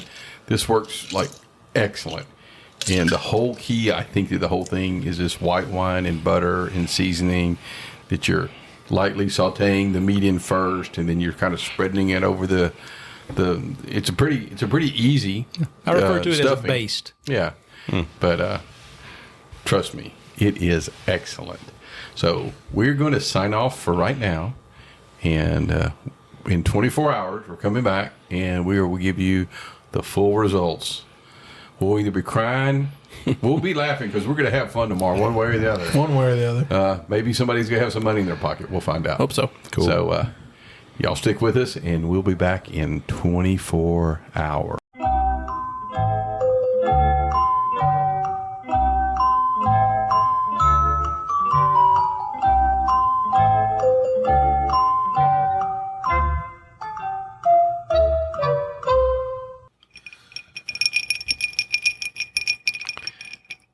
So it's 24 hours later. Is this a celebratory drink, or is it a consolation drink? Welcome back, everybody.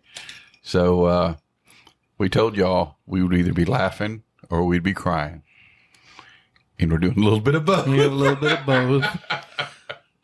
Why does it always seem to be that way? It's life is just a learning experience, right? It never goes our way completely. But it didn't, it went our way some. So, Flounder Tournament. Me, Nicholas, Roger, and Robert, and Kevin all put out here at this unknown secret location, and we're going to go flounder fishing. We kind of fished this area a little bit yesterday, but not really the area that we were going to target. And it was pretty good fishing yesterday, right? Absolutely. You still got the hiccups?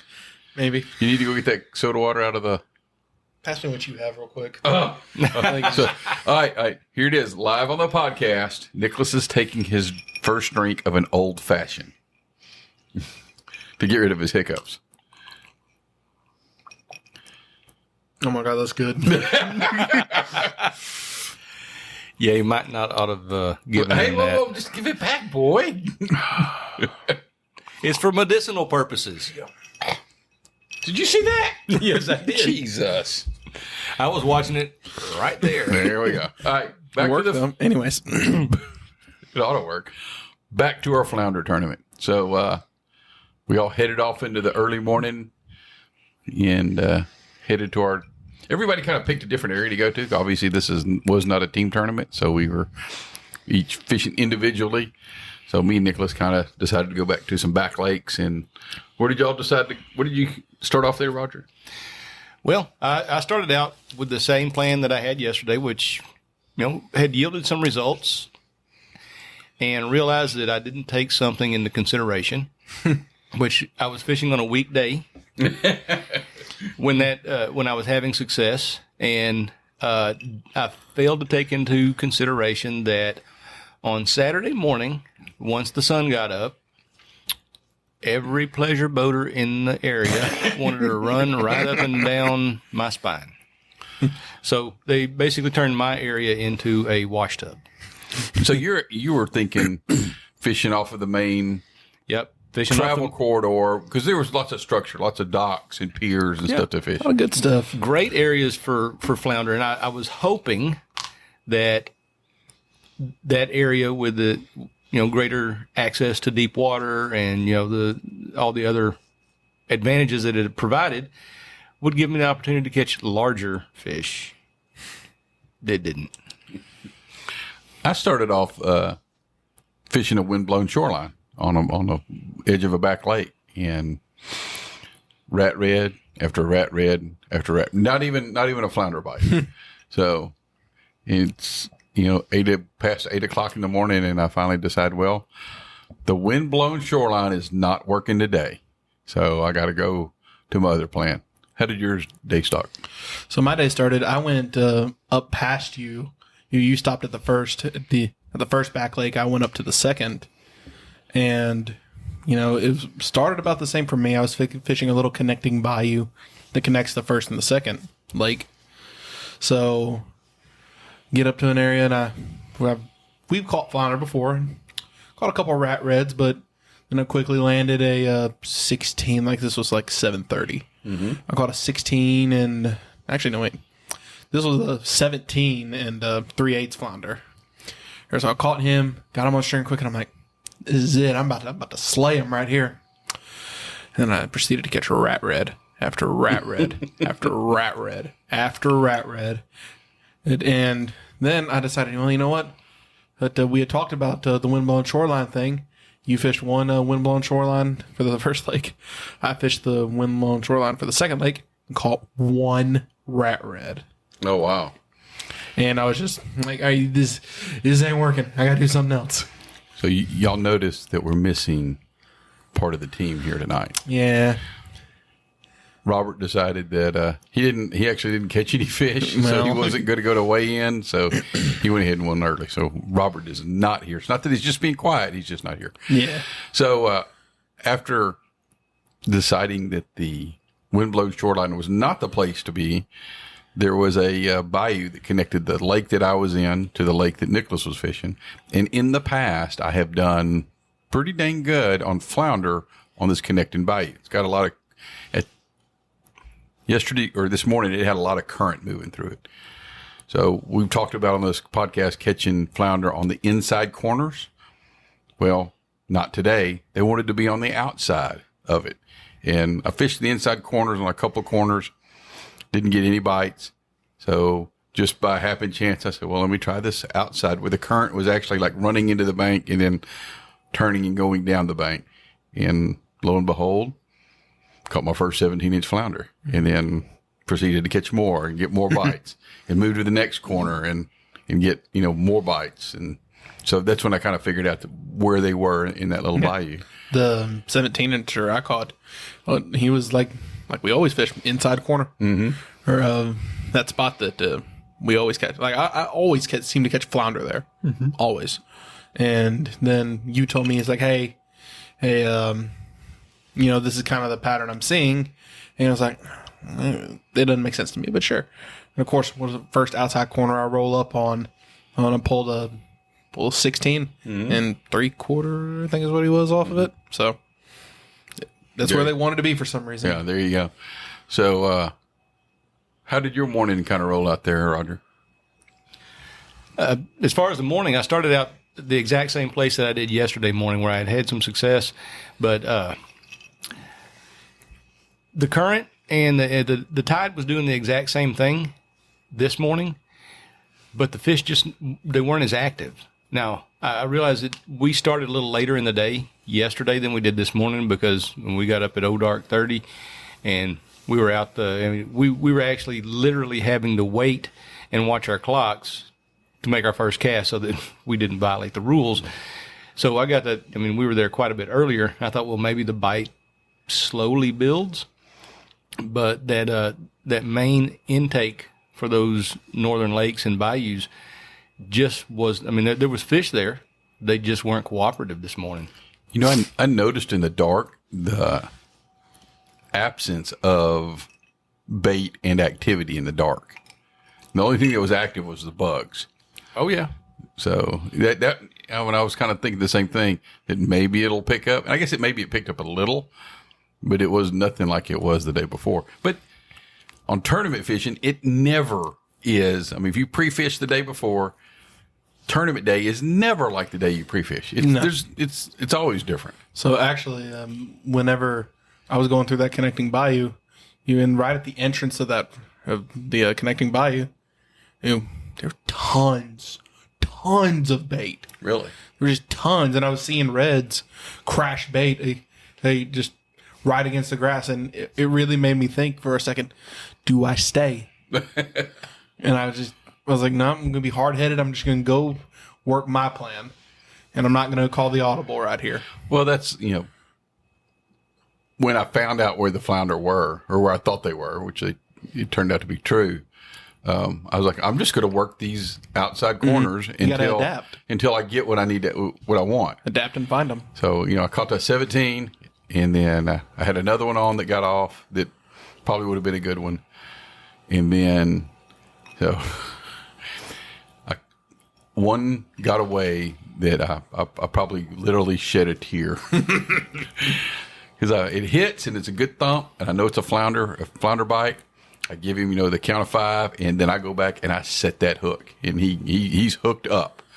I did a little thing that I'll put on our Facebook and Instagram where I attach a treble hook to the shank of the hook, and it lays on the top of the paddle tail. So it gives you them short biters, they get caught. The first flounder that I landed, the 17-inch one, he got caught on the little stinger hook. So I set the hook, and I'm reeling him towards the kayak, and then this flounder starts taking drag. He took about 10 yards of drag. And I'm like, at that point, I was like, maybe I've got another redfish. Well, I kind of work him back, and I get him up to the top, and I see him, and I'm like, holy cow. This is a really nice flounder. And what does he do? Spit the hook. Shot you the bird. Well, I guess he probably just shook the hook out. Yeah, and then he flipped me off, and then he left and broke my heart again, because that's what flounders do. They just break your heart. They do.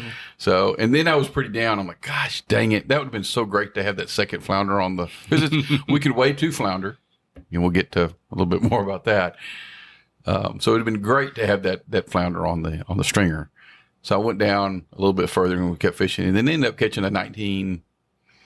How big was you, Roger? 19 3/4? 19 and 3/8. 3/8. So I ended up catching that. I got the slip that says it. It's got your name on it. We'll get to that in a second. So that's part of the crying part.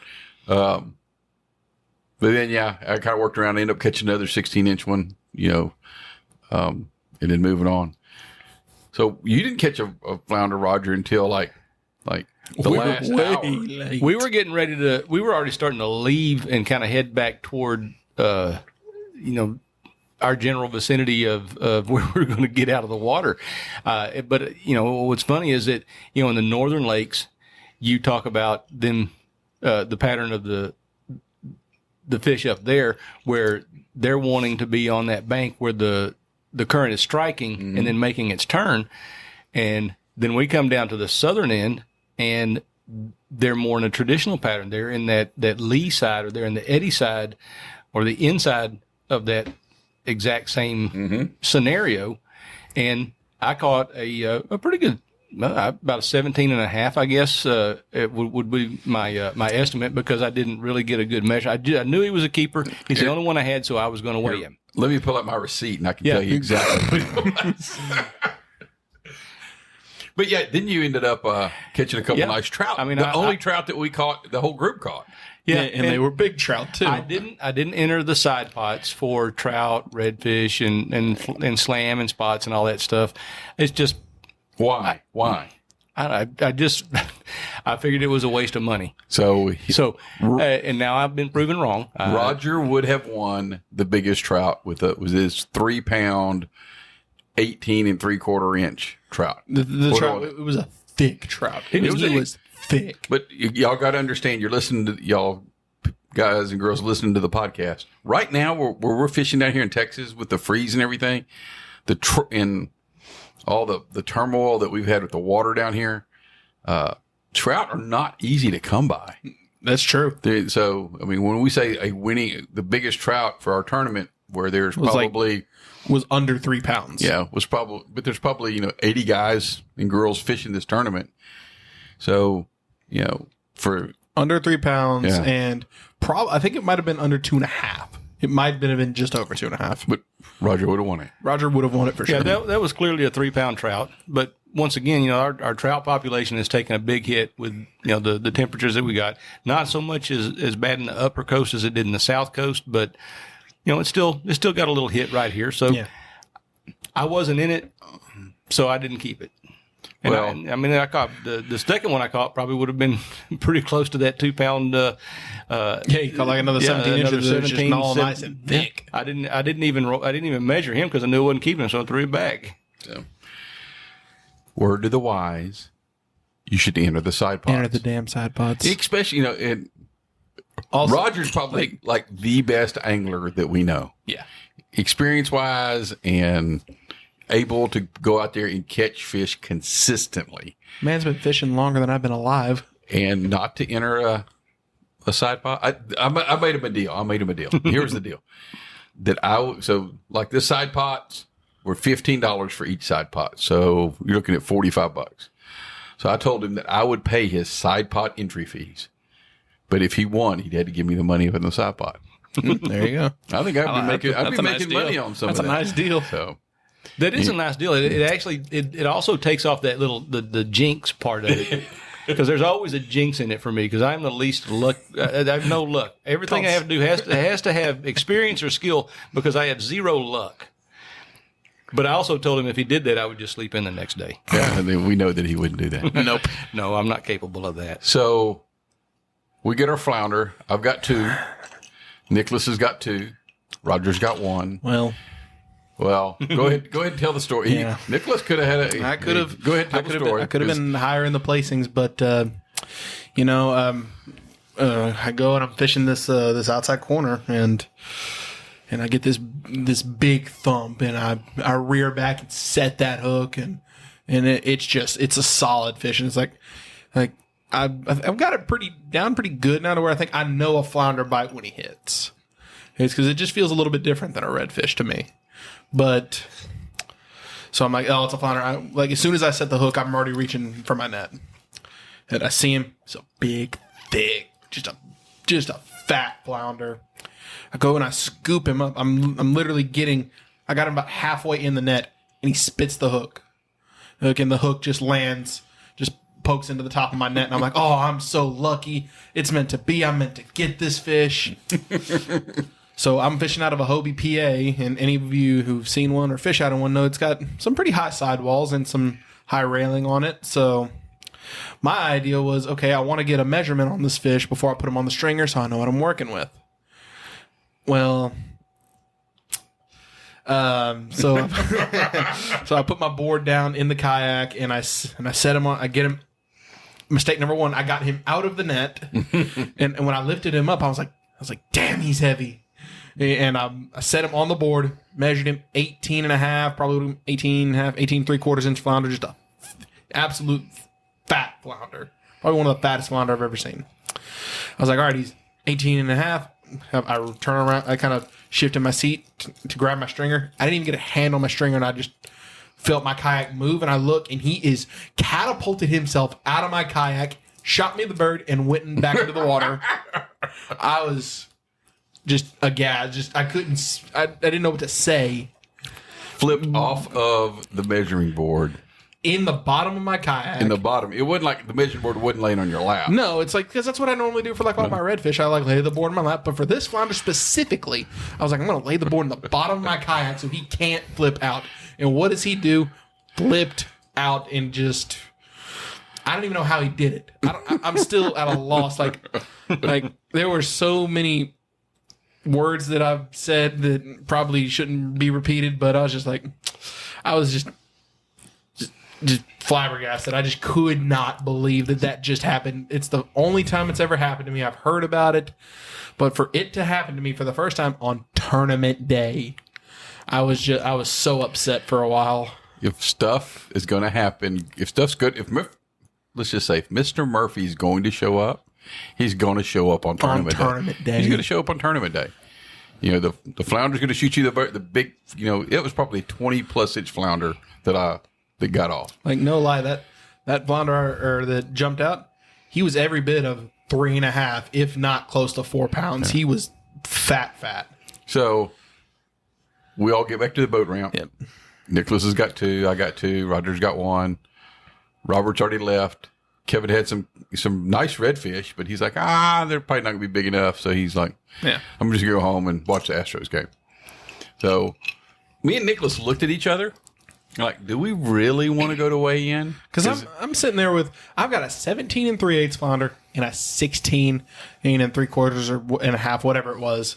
It's on the receipt over there, but still, I'm looking at that like I've got two 18 inchers last year that were definitely going to be big. They were definitely bigger, definitely was more weight, and I got 10th last year. So and I was like, there ain't a snowball's chance in hell. What I always say is, you never know how everybody else's day has went. Mm-hmm. I always expect somebody to do really good. And like at this flounder tournament, I was expecting somebody's going to catch a 23 or 20. Yeah, a 5, a 5, 6 pound flounder. Oh, yeah. Right. So I was fully expecting that. So we looked at each other and we're like, do we really want to drive the hour and a half to weigh in to go do this? Well, there's a bunch of y'all Salty Yak Pack. They were showing up there. So I was like, if nothing else, let's just go weigh in some fish. Just go hang out. Have a good time. Hang out with the guys and just see what everybody else has got. Just have a good time. So that's what we did. So we get there and so we're talking celebration and crying at the same time. Yep. So we show up and we've got them in the live well because you get a half-pound bonus if one of your flounders is alive. So we show up and we've got them all in the same live well. And it's just a 120 quart igloo cooler that I've converted to a live well. Let's back up just a second because there's probably people out there right now going, what did y'all catch him on? What did y'all catch him on? So, Nicholas, what did you catch yours on? The magic bait. I caught mine on the magic bait. Magic bait. And did you catch any on strawberry and white? Yesterday, not today. They just tore up your strawberry and white today. Yeah, that's another thing. I mean, what? Y'all saw the picture that I sent you. The flounder down here have supernatural powers. They can bite your lures in half without ever even getting the hook in their mouth. I even sent them a picture today because I'm certain that it was at least 7 jig bodies. A full pocket full that I had cut in half, or the tails ripped off, or some version or some level of damage where a flounder had struck the bait but avoided the hook. He sends us a picture on the text, and there's just a bunch of bitten in half bodies and tails gone. He's like, how in the hell are they doing this? So magic bait is morning glory color. I think we were all throwing Slayer. Yep. Just the regular 3.5 inch. Regular 3.5 inch. I threw the 4 for a while, but didn't get anything on it, so I went right back and then stuck another flounder. So yeah, I've depleted my Slayer resources, so I'm throwing Bass Assassin right now, but same thing. It's the same color. So time to make a reorder. Yep. So I was throwing an 1/8 ounce jig head with a number 4 Gamakatsu treble hook as the stinger hook. And I'll put a little picture and thing about that. It worked out really well. I modified it a little bit from last year, but it worked out really. The first flounder I caught, I would not have landed him without the stinger hook. So that makes you feel good, though, doesn't it? Yeah. You saw a problem, you created a solution, and it worked. So, what weight jig hit? Both y'all. 16th. 16th on a number 3 hook. Yeah. I was using the 1/8 ounce jig head, but I was also throwing the owner kill weighted hooks too. The weedless, yeah. I had one rigged in Strawberry and White, and I had one in Morning Glory, and then I had the regular jig head. So I was trying different things at different places, and I was trying over the top of that shell a lot too, because I thought maybe something would happen there, because I was trying to change up my my strategy since my my original plan went down the toilet. I had a weedless one too, but I think the only thing I caught on it was a rat red. I didn't catch any flounder on it. All right, so now we've driven. There you go. To the weigh-in. Easy for you to say. We've got all the flounder in the same live well. So we have these tournament stringers that we bought. They have these stainless steel clips on them. So mine I have marked with black zip ties. So every one of mine has a black zip tie on one link of the chain. So you can tell them apart. So when I put them in there, my two have black zip ties.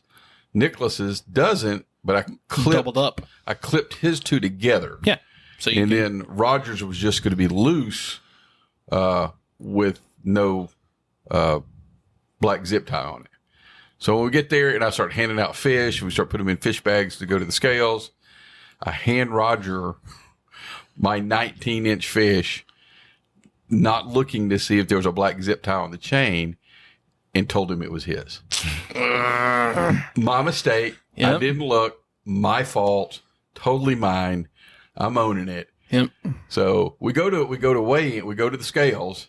I weighed in first, and when they, there's always been a little bit of shrinkage sometimes when they lay them up there on the scale on the measuring board to make sure they're legal and all that. But the first one's 17 and the second one's 17, and I'm like, I'm pretty sure that but it really didn't click right then that there was a fish problem. And so I get my total weight, and it puts me in fourth place. Yep. And then you weighed in with yours, and it puts your two fish put you in fifth place. It did. And then Roger weighs in, and all of a sudden they lay it up there, and that fish is 19 and 3/8. 3/8, yeah. And I'm like, what? And Roger's like, well, I don't remember. I remember he was a good fish, but I don't remember him being that good. I remember that I knew that I didn't get a good measurement. My primary goal was, I had his mouth was open and I had the fish grips in there. So when I put him on the thing on the check it stick, I knew that I was probably an inch to inch and a half long on that measurement because of that. But I knew, okay, he's still a keeper. He's my only fish. I'm going to weigh him, so I wasn't too much worried about it. Yeah. So he was measuring out, when I looked at it, at about what he measured out when they closed his mouth and stuck him on the check-it stick there at the weigh-in. I'm like, how does that work? Because it's always shorter. Yeah, Always shorter. Usually, See, but I mean, at that point, it's too late. I mean, I can't say, "Oh, oops, hey, we made a mistake. Can we redo this?" Because no, once you put it up there, it's your fish. You own it. Yep. And I was like, "Oh shit!" Well, I didn't realize what had happened. Yeah, I didn't realize it until we got back to the truck and we're putting. And I hand him the fish, or I hand him. He handed me the clip. The clip because Roger handed me this clip, and I take a look at it, and it has a black zip tie on it, and I just kind of hand it to Dad, and he gets his look on his face like, "Oh shit."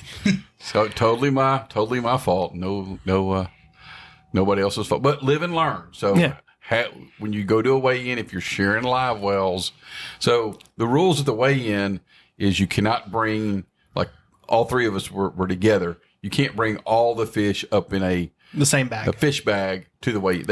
Everybody's got to be separate. Yes. So we separated them out, and I messed it up. So if you're in that situation where you have multiple fish, multiple anglers in a live well, make sure everybody gets their correct fish. What I usually would do is I wouldn't even take the clips off until I got to the weigh-in. Mm-hmm. I would stick the whole stringer in there, so it's like that's my stringer. Mm-hmm. So that could be a way to fix this next time. Yeah. Well, I mean, in our case this time, that wouldn't have helped us unless he kept his on his stringer. But his would, But I knew which flounder, or it was on. I knew which flounder on my stringer was yours because it was the one furthest away from the float. So his would have been the only loose ones. So okay, that's correct. Yeah. So I think Well, the bass fishermen have a really good method of culling and sorting fish like that with the little floaty balls that clip to the lip. That would be and I think that I'm going to do that the next time I swing by, the academy or wherever. I'm going to try to buy a couple of packs of those so everybody can have, one color for themselves. Yeah. So we'll color code them, and I think even we can't screw that up. Live and learn. Yeah. So I hope y'all learn from our mistakes. This didn't happen to y'all. So it ended up being, I ended up finishing fourth. I would have been with the one fish, if we'd had weighed correct fish, I would have been in second place. So it was a $600 mistake. So, but that's all right. We had a great time fishing. For sure. And, hanging out with both of y'all and Robert and doing the fishing stuff. And hey, it was a good time. No, it's always a good time. Hung around with our Salty Yak Pack friends and, got a little beer money. So it wasn't bad at all. Wasn't bad at all.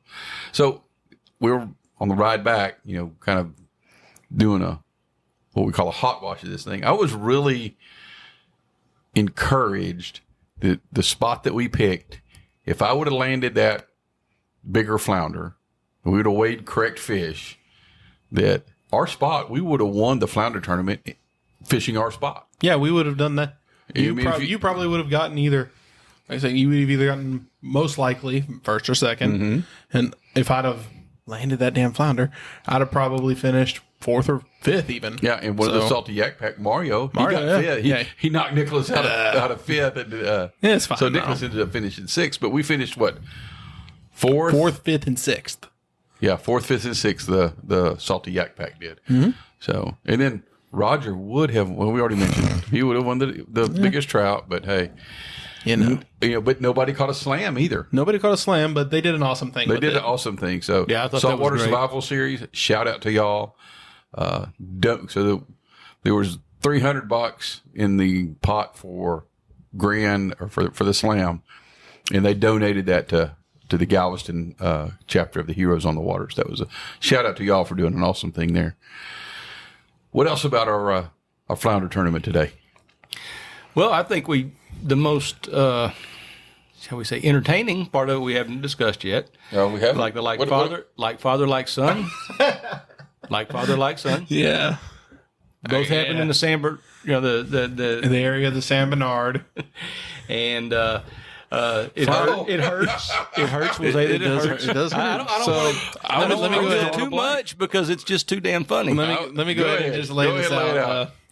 So it's this is way after I lost this flounder. I'm just all kind of, I don't know what's the word for it. Dejected. There you go. That's the word. I do dejected a lot. So I'm feeling extremely dejected after this, and I'm just like, I'm looking for any kind of redemption I can get out of this day at this point. So we get up to the spot where we've caught flounder before. This is the area where also Roger caught these trout. And pull up there and I start fishing and hook this flounder. I get him into the boat and you know, when you hook a fish, it's like, it's a good one or it's a rat or something. So get him up and he's like a freaking 12, 13-inch flounder. Tater chip. And I'm thinking, and he is. And I'm looking and I'm like, where's my lure? He has damn near swallowed this thing. So I boat flip him. I grabbed him and I'm holding him kind of close to my chest as trying to get this hook out of him. And I guess I just kind of kept going lower and lower and lower until he decided to flop and he decided to sack tap me.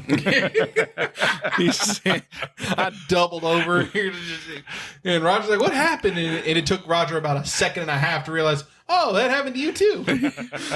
Man down. Oh, yep. Man. Watching your video of it, I was like, oh, man, it didn't even look that bad. Oh, man, that happened to you with like a 19-inch flounder. Mine was like only like a 13. Oh, yeah. It doesn't look like much, but for the guys out there, you know exactly what we're talking about. Even a grazing shot is Hey, those flounder are strong. As you've seen personally, it has enough force to launch its entire body weight feet into the air to get out of your to get out of your reach. So what do you think it's going to do when it sack taps you? But man, after he did that, I was like, you were lucky you're not 15 inches. I'd have thrown you on the stringer so fast. And so I let him go. But oh man, that was rough. And then I was talking to my dad. I was like that's a pretty good analogy for how the day's gone. Kick right in the crotch. Yeah, you let one get out of the kayak. At least mine didn't get in the kayak. I mean, yeah, yours didn't get in the kayak. It actually just threw the hook and shot the bird and left. Kind of defend myself a little bit on this. No, not really. But you're going to try anyway. I'm going to try. Let me try. Oh, what? The one flipping out? Yes. Oh, whatever. So at the weigh-ins, they do closed mouth, nothing in the mouth, and they bump it up. And so that was my thought. Okay, hey, he doesn't have a hook in him anymore, so his mouth isn't open, so I can get an actual measurement on him.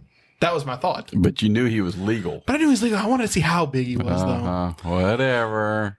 He let me see how big he was, and then he decided to promptly shoot me the bird and leave. They break your heart. I tell you all this all the time. That's what flounder are made to do. Every flounder, I don't care if he's 6 inches or he's 26 inches, he's getting the grips. He's getting the net and he's getting the grips. Yeah. I told y'all the story of Scott landing his first flounder and having it in the bottom of the kayak, and he's trying to hold it down with both hands. And before I could get over there, it flipped out of the kayak. You don't really you hear the story, but you don't really. You don't really think about it until it's happened to you, or it's happening to you, or it's in the process of the literal quarter of a second it took him to catapult himself out of my kayak. I had zero chance to even try to recatch him. Well, I reiterate from yesterday, flounder are weird. It's very, very accurate. Y'all got any more about the tournament? No, I do. I do enjoy the Saltwater Survival Series stuff. I think they put on a really good tournament. Yeah, for sure. They do. I mean, a lot of good people involved in it. If you haven't done one, I highly recommend it if you're interested in that sort of thing. And you don't have to be an expert fisherman or anything like that, because it's just as much about the camaraderie and the event and the fun that goes along with it.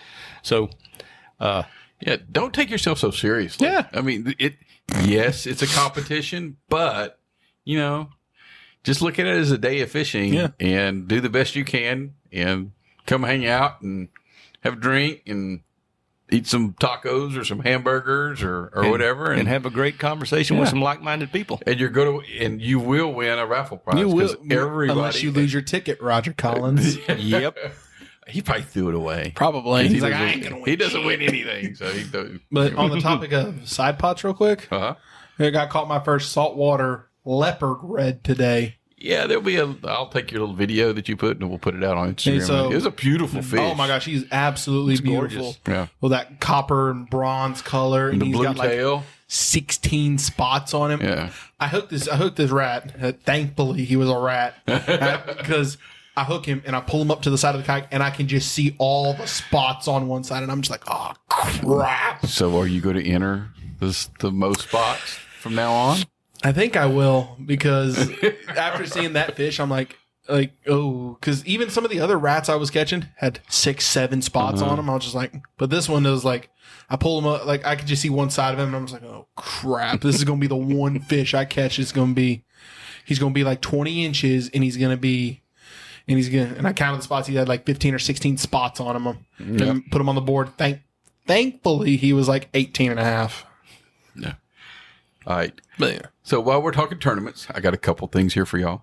Salty Yak Pack, or it's actually not Yak Pack, it's the Salty Yak online kayak tournament. Mm-hmm. So in September, these start September 1st. Registration is open now. So if you want to get into one of these, you go to the tourneyx.com, make a free profile if you hadn't already done it, and then you look for, just search Salty Yak, and these two tournaments will pop up. And if one of them sounds fun to you, you ought to enter it. It's not a whole lot of competition here. It is fun. It is cash prizes, though. So a little incentive there. So for September, all of these start September 1st and they end September 30th. So you have all month to fish for these things. So tournament number 1 is our Gator Trout Tournament. Your 5 biggest trout that you can catch during the month of September. Looking at you, Elvis. Yeah, well, there's guys that are like, they're trout fishermen, and they're really interested in this. So you can cull the whole month through. So if you go out on your first trip and you catch 5, 15 inchers. No, enter them in, and then you can just call them all in the rest of the month. And as you catch bigger ones through the month, you can just add them to there, and they'll automatically cull out, and it'll keep your 5 biggest fish on the leaderboard. So, and it is a kayak tournament, and it is lures only, no live bait. So we're doing the Running of the Bulls tournament. So this is a redfish tournament, redfish only tournament. It is a kayak tournament, but it is all bait is allowed. Everything. So you can use live bait, dead bait, artificial bait. All water is allowed. So you can fish anywhere. Beaches. You got redfish jetties, in it except private property, which I don't even know if that would even exist, but still. Or, if it's public water, freshwater, the freshwater lakes around San Antonio, all guys, this is for y'all too. The 3 biggest redfish in the month of September. Yep. So you can go out to the jetties and catch them. Just got to catch them off your kayak. So catch them off the kayak and use any bait. Got to be a rod and a reel. Can't use anything else. I don't know what you would use, but can't use anything else. So the next one, we're first time we've ever done something like this. Of course, we're the Salty Yak, but y'all know that we are a big part of Heroes Legacy Outdoors, or the nonprofit that we're involved in that takes kids of fallen first responders and fallen military. We take their kids hunting and fishing. So we're doing a fundraiser. We're doing a bass fishing tournament. So there's a boat side to this, and there's a kayak side to this. So if you're a boat angler and you want to fish it, I'll have some information put up on the website about that.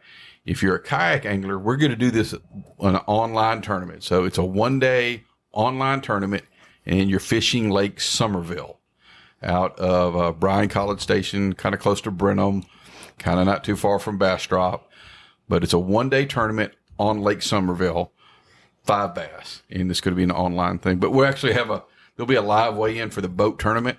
So we'll actually, when you get done at the end of the tournament, y'all be able to come over there and hang out with us, and we'll have food and that kind of thing for y'all too, for the kayakers.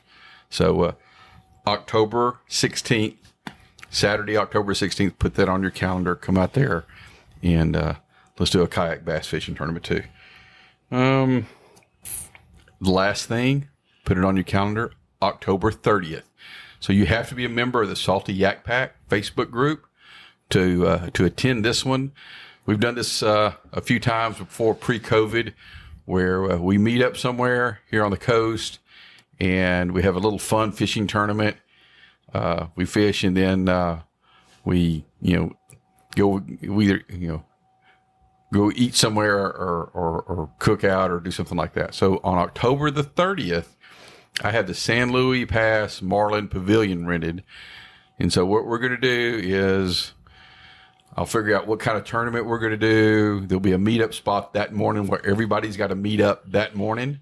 And then we will disperse from there and go fishing. But I'll come up with the rules. But just go ahead and mark it on your calendar right now. Saturday, October 30th, Salty Yak Pack event. And put that on your calendar. Y'all got anything, guys? Be there or be square. These are fun. I mean, there'll be a little fun little we're going to go fishing, and we're going to go. There'll be a little fun little tournament. There'll be a little. It's always fun. Yeah. So, but you come out, and then we'll barbecue or grill or something afterwards, and hang out and shoot the breeze. Yeah, just have a great time. Yep, exactly. All right. Thank y'all too for being here this whole weekend. No, thank you. It's been a great time to go fishing. It's been awesome, Roger. Thanks for all the food. You're welcome. Oh, Rod, between the food and the drinks. That's right. That's why we bring Roger Collins along, the food and the drinks. So anyway, thank y'all for staying tuned and listening to this little bit longer podcast. I hope y'all enjoyed it. If you've got any questions or remarks, hit me up, thesaltyyak@gmail.com, or you can find me on Instagram, or you can find us on Facebook. So as we always roll this out, Nicholas. Wear your life jacket. Why? Somebody out there loves you. Somebody loves you. And wants you to come home. And we all want you to come home. Game over, man. It's game over.